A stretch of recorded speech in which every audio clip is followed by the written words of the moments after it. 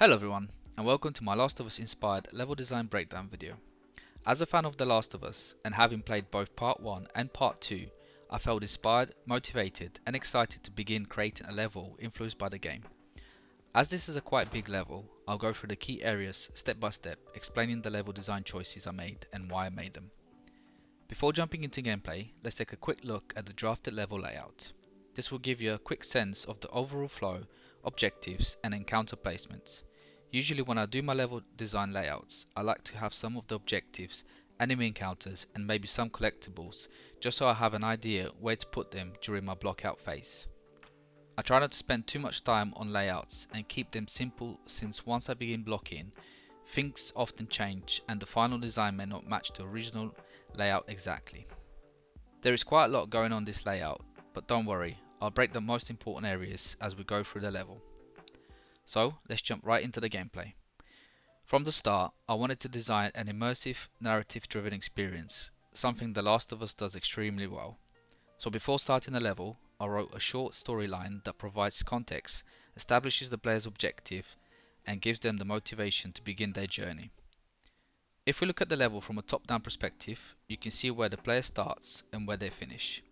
This overview also helps show how big the level is and which areas I'll be covering today. At the start of the level, the player finds a body with a note and bandage placed beside it.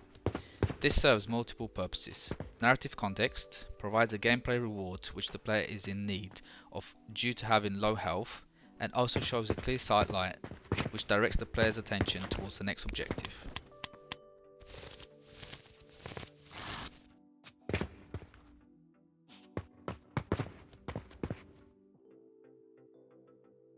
To guide the player, I use funneling, which is a technique that guides players through a narrow path towards a specific area before it opens into a larger space. Here, the funnel guides players directly to their first main objective, the university campus entrance, ensuring they stay on track to reach it. The next section introduces more freedom to explore while slowly revealing the narrative.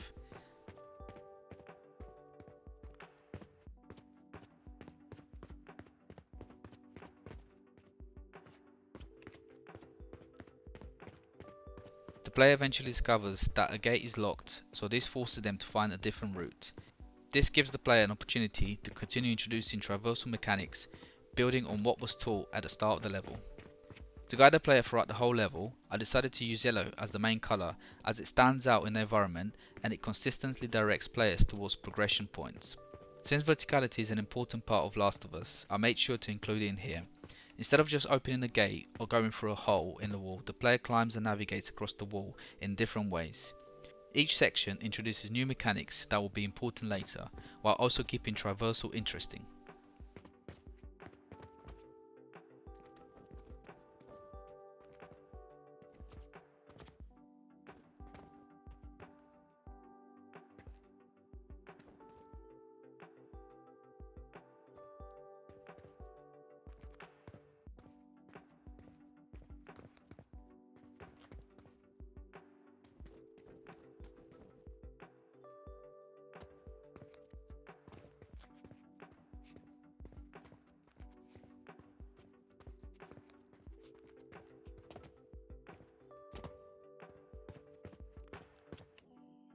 After crossing the wall, the player sees a distant landmark with smoke coming from it and the highlighted text on the screen, which hints to the player that that's where they need to get to.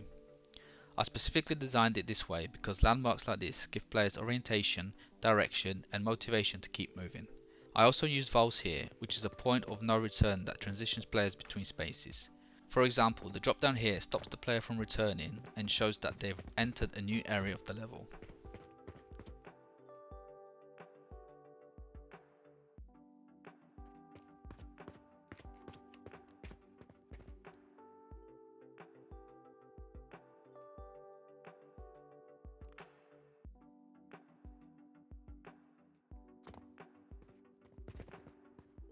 As the player has not been introduced to any enemies yet, I wanted the first zombie combat encounter to be simple.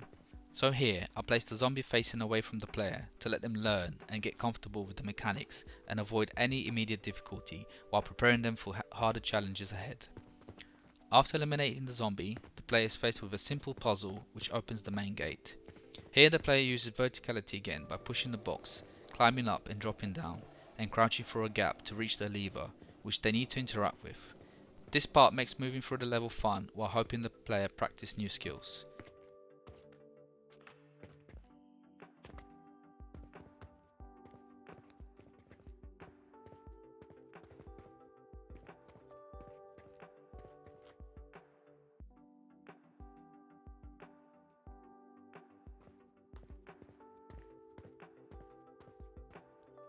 This whole first section focuses on exploration, narrative introduction, and teaching mechanics while keeping the main objective clear. In the next area, players have more freedom to explore and loot.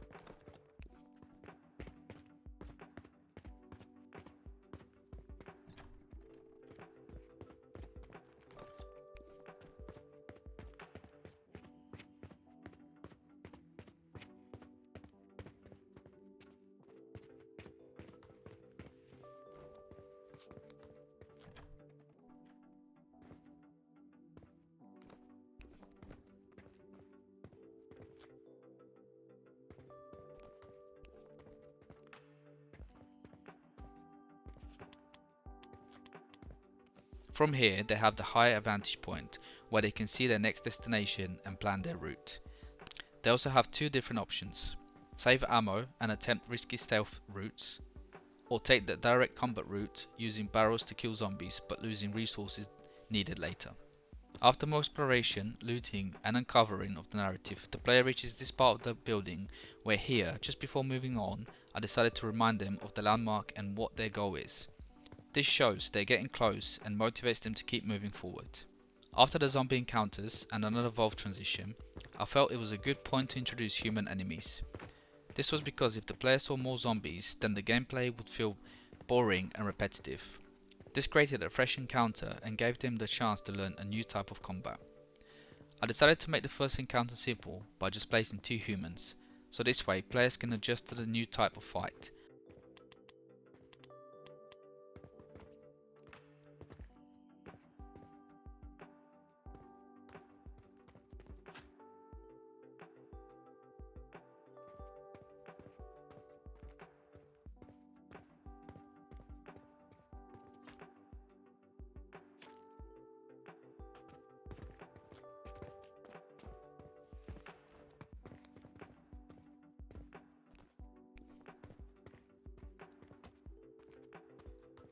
Afterward, a narrow alley funnels them into a large combat area with more enemy humans and arrows next to cover positions, which indicates that there might be a bolt somewhere in this area. From the cover here, players can scout the enemy positions and choose their next approach, which is take the long stealth route through the building, find the bolt and eliminate the enemies from above, or risk the short stealth path or go crazy and fight. I designed the area with multiple routes and engagement options because I didn't want the player to be forced to follow the same path after each elimination. This also gave them the freedom to choose how to approach each counter.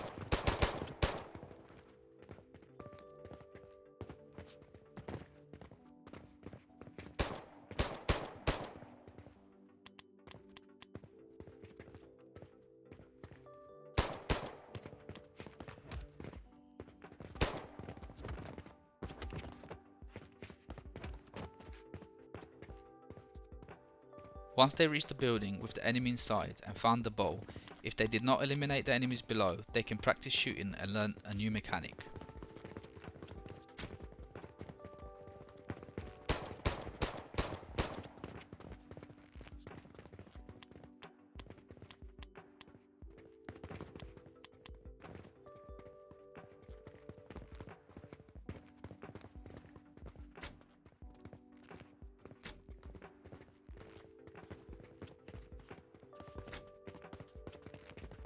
After more exploration and combat, I added a final open space encounter here. By giving the player a rifle and a high ground position, I reward their progress and let them enjoy a powerful combat moment.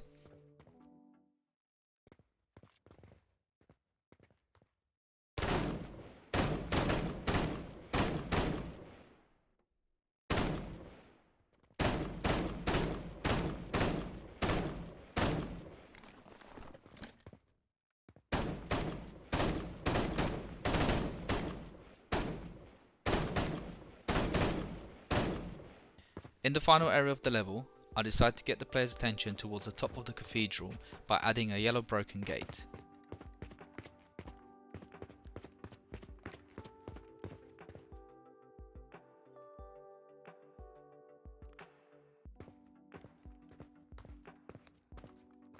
I also blocked both sides of the cathedral, so the only way for the player to reach the other side would be by going through the entrance at the top. I also decided not to add enemies here because I wanted to give the player time to orientate themselves and see what their options are before reaching the other side.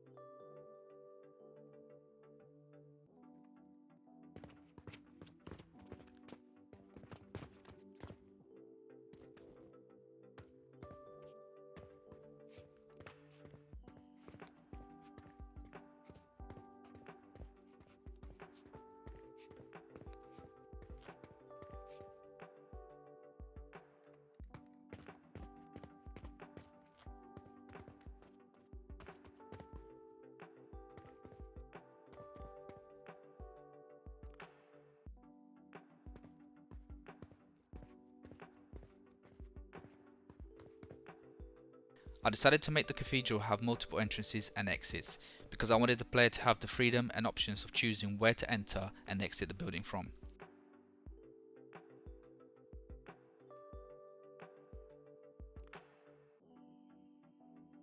The cover outside gives the player the option to either go stealth mode or take cover while in an open combat.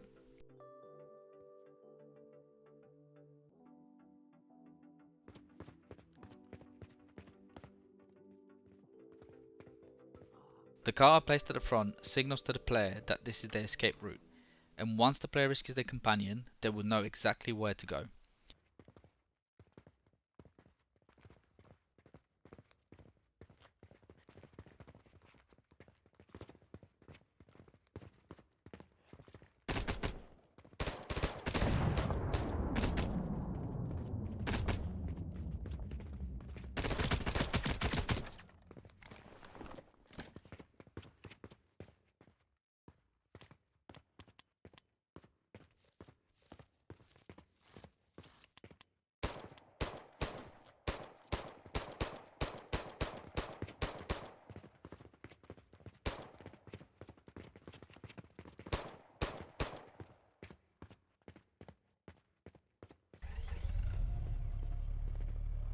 So after rescuing the companion, entering the car and escaping, I decided to end the level with an open ending.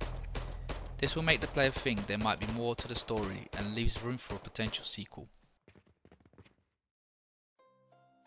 So, thanks so much for watching this level design breakdown.